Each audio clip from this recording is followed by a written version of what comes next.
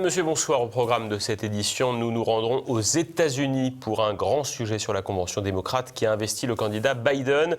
Gérald Olivier, spécialiste de la vie politique outre-Atlantique, évoque pour TV Liberté les enjeux de la campagne présidentielle en cours. Et nous prendrons également la direction du Mali. Le président Ibrahim Boubacar Keïta a démissionné après une révolte militaire, une situation tendue qui fait craindre pour la sécurité de la région. La gauche états-unienne en pleine ébullition. Mardi soir, Joe Biden a officiellement été investi pour défendre les couleurs démocrates face à Donald Trump. Derrière l'enthousiasme de façade du parti, ce candidat, par défaut, n'est pas assuré de l'emporter face au président.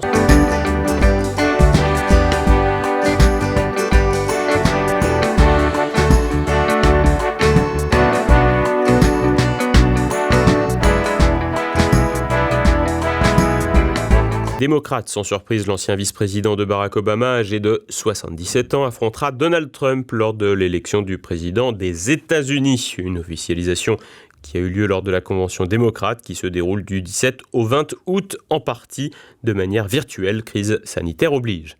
Un choix par défaut de ce second couteau vieillissant qui n'empêche pas les siens de feindre l'enthousiasme dans un show naturellement très américain. That if we entrust this nation to Joe, he will do for your family what he did for ours. Bring us together and make us whole. Carry us forward in our time of need. Keep the promise of America for all of us. Un soutien familial naturel, mais aussi des soutiens plus gênants, comme celui du désormais très controversé ancien président Clinton, souvent éclaboussé par de scabreux scandales de nature sexuelle, mais aussi du soutien du candidat malheureux de 2004, John Kerry. America deserves a president who is looked up to, not laughed at. Autre soutien de poids et controversé aussi, le républicain Colin Powell, ce secrétaire d'État de George W. Bush, qui avait publiquement menti sur la question des armes dites de destruction massive en Irak et participé ainsi d'un conflit aussi sanglant qu'inutile. Joe Biden will be a president we will all be proud to salute. With Joe Biden in the White House, you will never doubt that he will stand with our friends and stand up to our adversaries, never the other way around. He will trust our diplomats and our intelligence community, not the flattery of dictators and despots. Des soutiens auxquels s'ajoute évidemment celui du couple Obama qui a multiplié les attaques contre le président actuel. Un exercice de chamboule-tout anti-Trump auquel s'est largement prêté le petit monde du showbiz américain, à l'image de l'actrice Sharon Stone, à l'origine d'une vidéo pas vraiment digne où elle dénonce la gestion de la crise du Covid par Donald Trump. Pour le journaliste spécialiste de la vie politique états-unienne Gérald Olivier, la candidature de Joe Biden s'avère aujourd'hui finalement assez secondaire.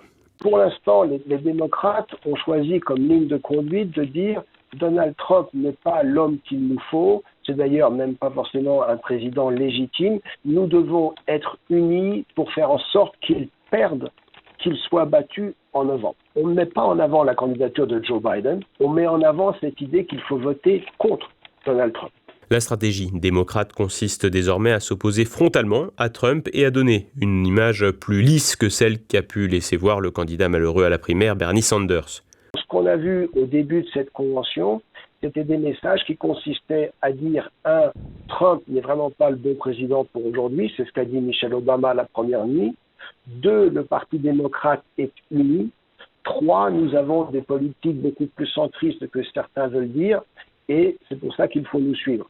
À la vérité, il y a un petit quelque chose qui ne fonctionne pas dans cette présentation-là, c'est que Bernie Sanders, qui était présent le premier soir de la Convention, a dit pratiquement mot pour mot que les thèses qu'il soutient, qui sont des thèses radicales et qui étaient marginales il y a 4 ans, sont devenues aujourd'hui au cœur du projet démocrate. En quelque sorte, Bernie Sanders, il a dit je ne suis pas le candidat, mais on a gagné quand même.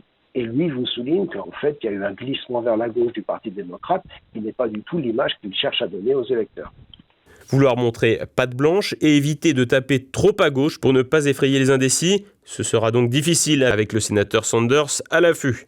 Cela, Donald Trump l'a bien compris et dans une riposte tout à fait hollywoodienne, le président en fonction a montré qu'il n'hésiterait pas à dénoncer la gauche radicale à la manœuvre chez les démocrates. This is the most dangerous election we've ever had, the most dangerous, because I don't think we can ever bring it back if they get in. I don't think there's anything called a comeback. It'll be another Venezuela. I used to say that lightly. I now say it very strongly because it's a similar ideology. This will be a large-scale, very large-scale Venezuela if they win. In 78 days, we're going to stop the radical left. We're going to win the state of Wisconsin, and we are going to win 4 more years. And then after that, we'll go for another 4 years because, you know what, they spied on my campaign. We should get a redo of 4 years.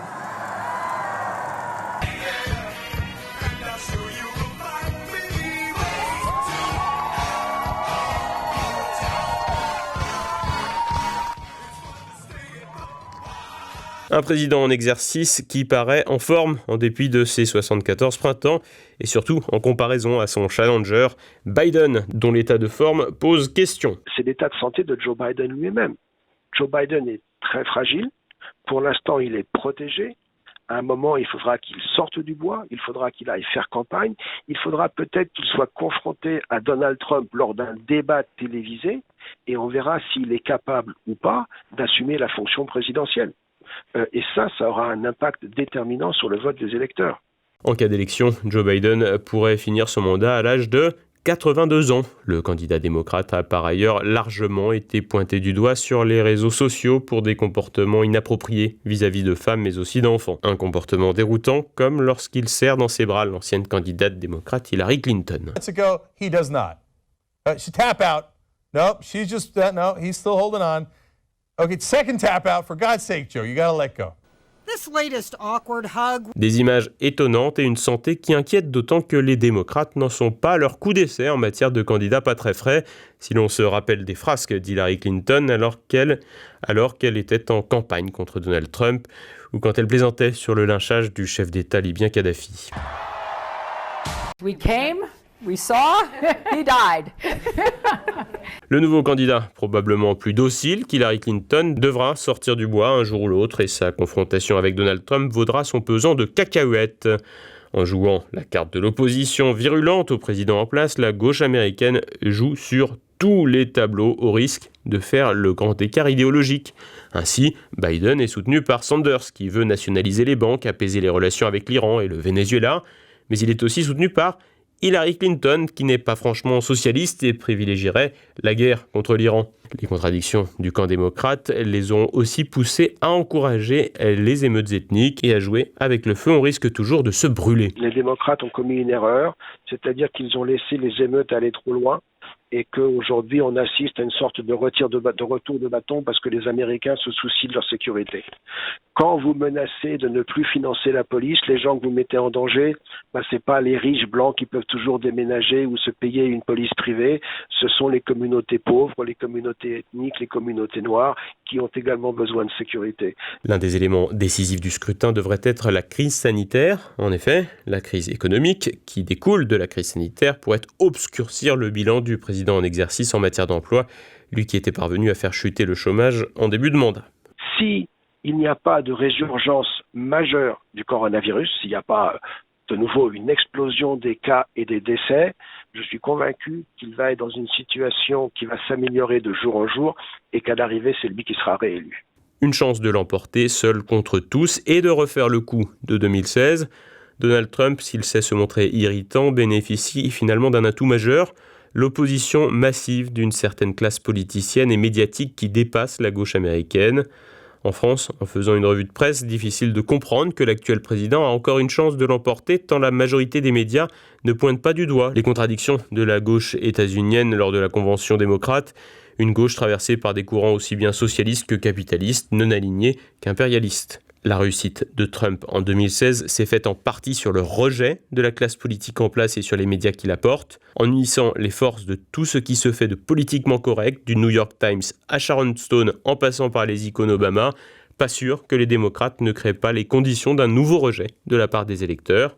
En France, une nouvelle fois, les spécialistes en tout genre pourraient encore se tromper dans leurs pronostics. En tout cas, le scrutin devrait s'avérer bien plus serré qu'il n'y paraît.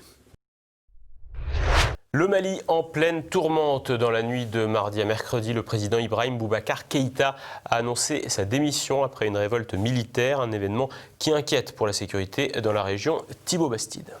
C'est un vent de révolte qui plane sur le Mali, alors que depuis plusieurs mois, les contestations se faisaient de plus en plus pressantes contre le président Ibrahim Boubacar Keïta. Le coup près est finalement tombé. Mardi, des coups de feu ont d'abord été entendus aux abords de la capitale Bamako avant que les militaires ne prennent le contrôle de la ville. Une journée mouvementée qui s'est conclue par l'arrestation et la démission du président Ibrahim Boubacar Keïta et la dissolution du gouvernement et du Parlement. Si aujourd'hui, il a plu à certains éléments de nos forces armées de conclure que cela devait se terminer par leur intervention, ai-je réellement le choix de m'y soumettre? Car je ne souhaite qu'aucun sang ne soit versé pour mon maintien aux affaires. Tout en remerciant le peuple malien de son accompagnement au long de ces longues années, de la chaleur de son affection, vous dire ma décision de quitter mes fonctions, toutes mes fonctions à partir de ce moment. Et avec toutes les conséquences de droit, la dissolution de l'Assemblée nationale et celle du gouvernement. Un départ forcé, fruit d'une crise déclenchée en juin avec l'éclosion d'une contestation lancée par une coalition hétéroclite de chefs religieux, d'hommes politiques et de personnalités du pays. Multipliant les manifestations, cette coalition réclamait le départ du président accusé de mauvaise gestion.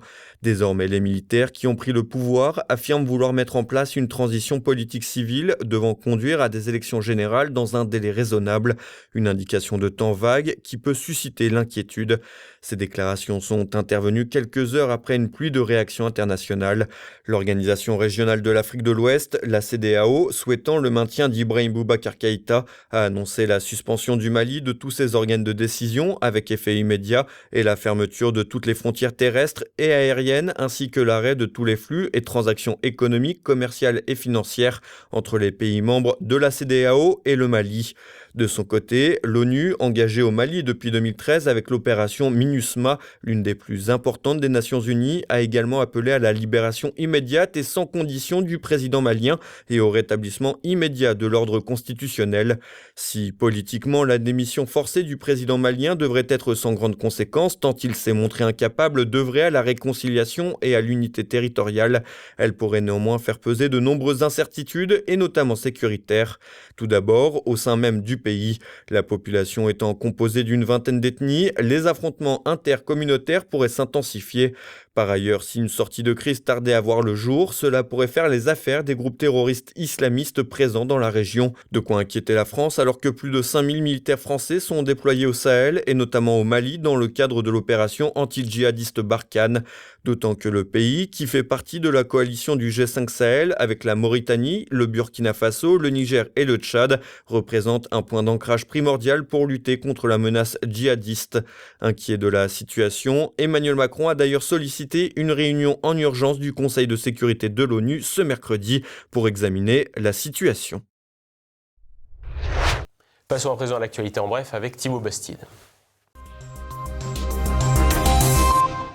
Victoire du PSG, débordement dans les rues de la capitale. Mardi soir, le Paris Saint-Germain s'est qualifié pour la finale de la Ligue des Champions en battant le club allemand de Leipzig 3-0. Après cette victoire historique, une foule a défilé en voiture, scooter ou trottinette sur l'avenue des Champs-Élysées et des échauffourées ont rapidement éclaté avec les forces de police.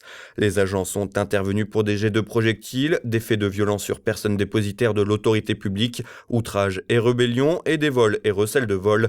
36 individus ont été interpellés en marge de ces scènes de liesse. La finale dimanche devrait donner lieu à d'autres débordements. Attaque islamiste sur une autoroute allemande. Mardi soir, un individu, probablement un Irakien de 30 ans, a provoqué plusieurs accidents avec sa voiture sur une autoroute qui traverse la ville de Berlin. Il a blessé 6 personnes, dont 3 grièvement, dans un acte qualifié par le parquet d'islamiste. L'auteur aurait crié Allah Akbar en sortant de son véhicule et menacé de détenir un engin explosif. Il a finalement été interpellé et aucun objet suspect n'a été trouvé à bord de la voiture. Rentrée délicate pour les jeunes républicains. Le chef de file des jeunes LR, Oran Réhanian, est accusé d'agression sexuelle par plusieurs femmes. Dans ce contexte, il ne se rendra pas à la rentrée du parti de la droite parlementaire les 4 et 5 septembre prochains. Âgé de 27 ans, il rejette les accusations dont il est l'objet et s'est dit serein quant à la suite des événements judiciaires. Les conseils de lecture de Sciences Po font grincer des dents. Sur les réseaux sociaux de la célèbre école a été publiée une sélection d'ouvrages traitant notamment de l'antiracisme et du privilège blanc. Fragilité blanche, ce racisme que les blancs ne voient pas de Robin DiAngelo ou encore Comment devenir antiraciste d'Ibram X. Kendi. Cette petite liste de lecture n'est pas passée inaperçue. Le syndicat Uni Sciences Po a dénoncé un sectarisme présent chez certains étudiants et une orientation idéologique. Plus de 500 000 signatures pour lutter contre la maltraitance animale. 1 mois et demi après son lancement, la campagne en vue d'organiser un référendum d'initiative partagée, dit RIP, contre la maltraitance animale, a franchi lundi le cap des 500 000 signatures. 129 parlementaires ont également apporté leur soutien. Pour être organisé, le RIP doit être soutenu par au moins 1/5 des membres du Parlement, soit 185 parlementaires, et 10% des personnes inscrites sur les listes électorales, soit 4,7 millions de citoyens, pour voir le jour. Cure de rajeunissement pour la Lune. Selon une étude menée par une équipe de géophysiciens du Centre de recherche allemand pour l'aéronautique et l'astronautique, la Lune serait plus jeune de 85 millions d'années. Selon leurs calculs, la collision entre une protoplanète et la Terre ayant engendré le satellite se serait produite il y a 4,425 milliards d'années à 25 millions d'années près. Pour estimer l'âge de la Lune, les chercheurs ont utilisé un modèle de solidification. Il aurait fallu 200 millions d'années pour que le magma se solidifie totalement et se transforme en roches qui ont constitué le manteau de la Lune. La dernière grande étude datant de 2019 et portant sur des échantillons lunaires ramenés lors des missions Apollo indiquait un âge de 4,51 milliards d'années. Et voilà, on approche de la fin de cette édition. Dans un instant, pour notre Zoom du jour, Annelise Blanchard présente son ouvrage « Carnet de route de l'Oronte à l'Euphrate ». Alors j'aimerais qu'on évoque un événement avec vous, Annelise Blanchard, qui est un petit peu passé à la trappe à cause du confinement. C'est la libération le 26 mars dernier de 3 Français et un Irakien, tous membres de SOS Chrétiens d'Orient, qui avaient été capturés. Je les avais quittés 2 jours auparavant, puisque je me trouvais en Syrie. Et 2 d'entre eux sont partis de Syrie pour rejoindre les 2 autres membres à Bagdad. Et à la sortie de l'hôtel, ils avaient rendez-vous d'ailleurs avec le consulat à Bagdad. Et donc, on a perdu leurs traces 1 heure, je crois me souvenir, avant l'heure du rendez-vous. Et tout de suite, mes libertés politiques avec François Biot-de-Lochner. Merci pour votre fidélité. À demain. Bonsoir.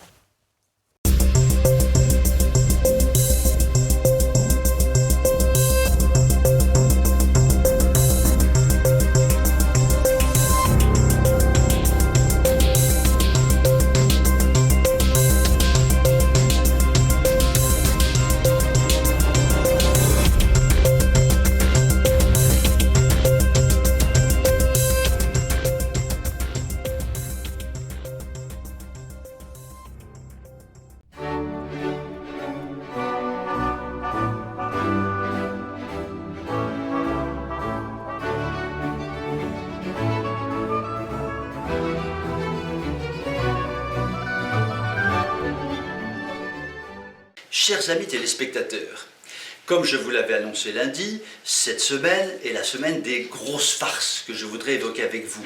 Et celle d'aujourd'hui est particulièrement exceptionnelle. C'est la farce de la semaine, c'est le retour présumé de Sarkozy à la présidence de la République.